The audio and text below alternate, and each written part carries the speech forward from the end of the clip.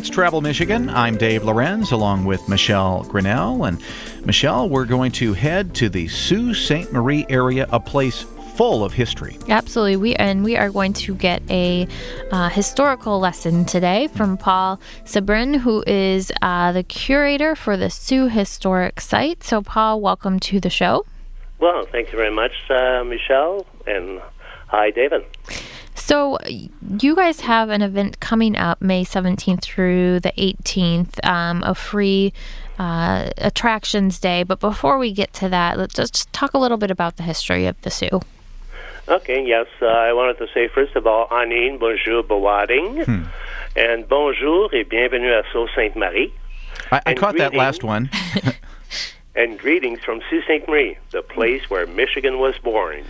Isn't that true? You know, a lot of people don't realize that Sault Ste. Marie is such an old place, you know, established as a city.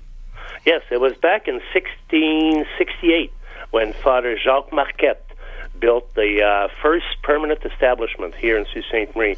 But a little bit earlier, in 1615, it was Étienne Brûlé who was the first European to visit Sault Ste. Marie. At that time, it was known as Bawating, which means rushing waters. Mm-hmm. Well, and that's an important, story for Sault Ste. Marie. That is the place where Lake Superior kind of flows eventually into Lake Huron in Michigan, and of course, it's been such an important place for travel. Oh, yeah, very much so, because the waterways of the Great Lakes basically was where one would be able to go from one place to another, especially during the fur trade. And one particular event that happened also here in Sault Ste. Marie, which is really important in the history of the country here, was back on June the 4th, 1671. And at that particular time, Louis XIV of France sent an envoy of Simon-François d'Aumont de Saint-Luçon. He was then sent here to Sault Ste. Marie and gathered over 2,000 natives from all of the area, and on the banks of the St. Mary River, planted a cross, and from there took possession of all the lands east and west of the Mississippi River, and interestingly also all territories discovered and yet to be discovered in the name of France. Was Father Marquette, Pierre Marquette, was he there as well? He was in so many places in Michigan. Yes, he was here and also went various locations. For instance, went to the Mississippi and came back here also. He had his particular establishment as the church, St. Mary's Church, and it is because of Sault Ste. Marie, the Sioux, S-A-U-L-T, as one would say, would be to jump, as the rapids. And it used to be Sault de Gaston, which was the brother of Louis XIV, but when Jacques Marquette was here, he changed it to Sault Ste. Marie, and this was the patron of Father Jacques Marquette. Wow. So, well, you think about, for the American story, the importance of a place like Sault Ste. Marie, pretty prominent, really. I know we're not like Europe or Asia with, thousands of years of established society as we know it today, but as the American story is told, Sault Ste. Marie has played an important role. Oh, very much so, because here we go back thousands of years, though, when the Aboriginals were here, because there are still a lot of remnants of also a lot of artifacts that are being dated back to that particular time.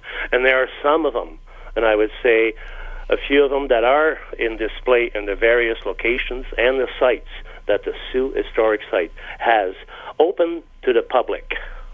Well, one of the things I like about Sault Ste. Marie is you really do celebrate your history and all various forms. So, for instance, you do learn about the Native American history. You do learn about the French and the British interactions and such.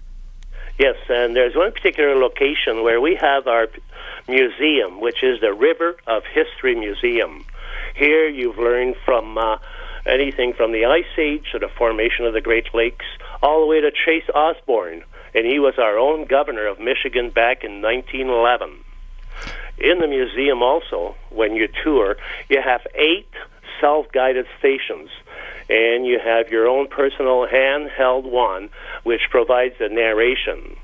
You're going to be able to view the natives, the French voyageurs, the creation of Fort Repentigny, and that of Fort Brady, and this was during the fur trade. You can also learn about John Johnston, the fur trader, and his wife, Oshikakaskadawekwe. She was the daughter of the chief Wabijig. And then also about Henry Rose Schoolcraft. He was an Indian agent, and Pierre Barbeau, just to name a few. You can read about the construction of the Sioux Locks, the first one in 1855, and then also the power plant. It's been in operation since 1901. That's the most beautiful power plant I've ever seen in my life.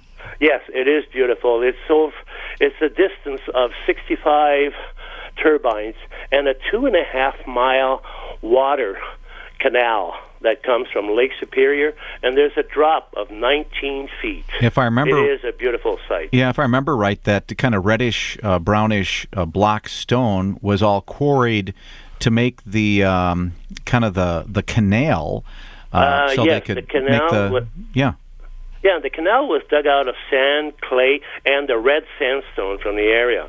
So any of the building, any of the construction that is from that particular sandstone dates back from the 1901. And they needed that canal to build the locks. There was a connection, definitely, in that particular one. The canal was for the power plant. Now, with the locks, what happened is that when copper was discovered in the west end of the Upper Peninsula, and one particular gentleman, the Douglas Houghton, in 1855, it ended up that traffic needed to be going back and forth, but the rapids here in Sault Ste. Marie were a natural obstacle. So Charles T. Harvey, with $1 million, 2-year contract, was able to build the first lock. It was a tandem lock, and jumping from 21-foot distance from Lake Superior to Lake Huron.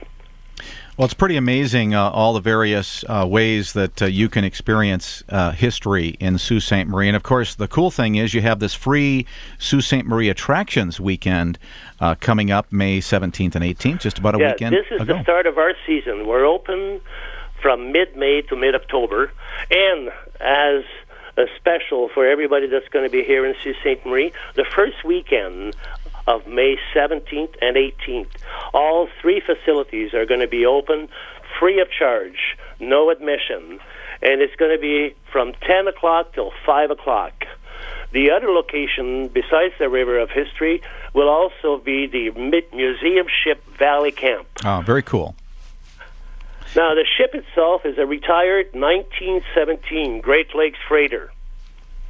It was over 49 years of service, and it sailed over 3 million miles, and it carried coal and iron ore, and it was decommissioned back in 1966.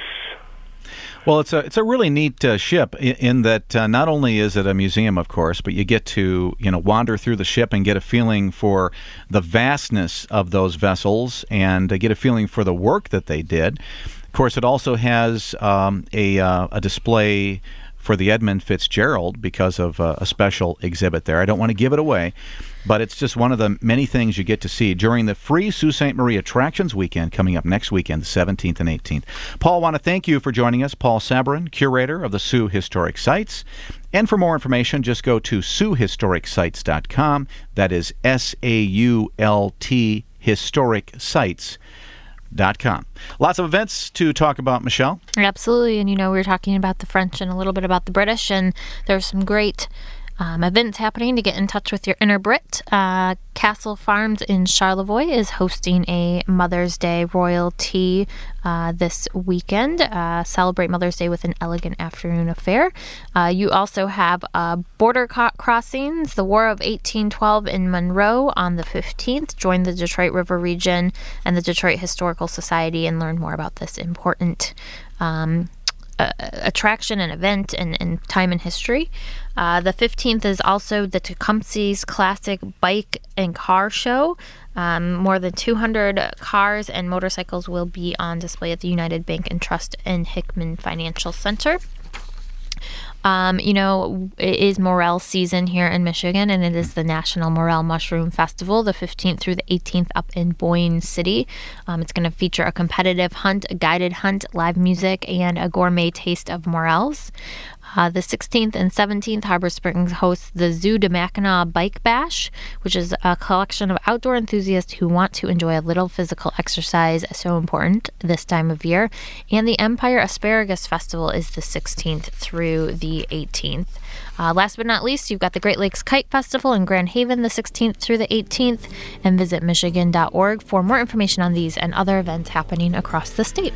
Fantastic. Always something to do in the great state of Michigan, and we're going to find out about a cool place to visit back in the UP, kind of staying in the UP with this show. That's coming up next right here on Travel Michigan, where your trip begins at michigan.org.